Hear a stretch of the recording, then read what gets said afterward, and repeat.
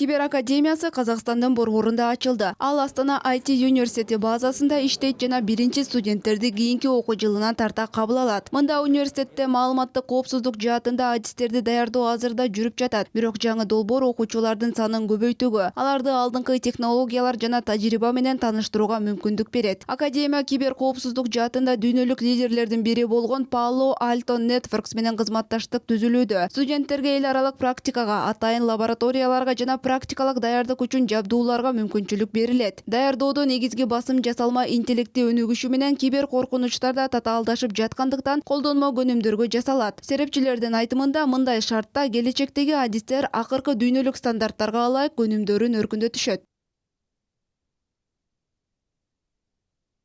В рамках этой академии уже обучились 3 инструктора.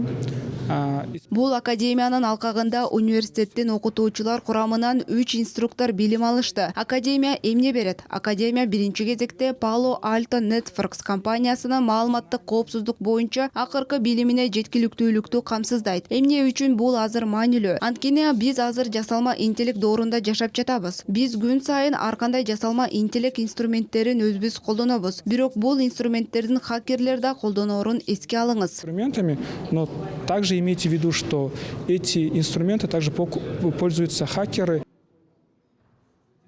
Жаңы муундагы кибер адистер даярдоо маселеси Борбор калаада өткөн Innovation Day Астана форумунун негизги темаларынын бири болду. Иш-чара тармактык серепчилер, мамлекеттик орган өкүлдөрү жана чет элдик иштеп чыгуучулар чогулду. Көңүл борборунда аймактык кызматташтыкты күчөтүү жана Казакстанда эл аралык талаптарга жооп берген коопсуз санариптик чөйрөнү түзүү маселеси турду.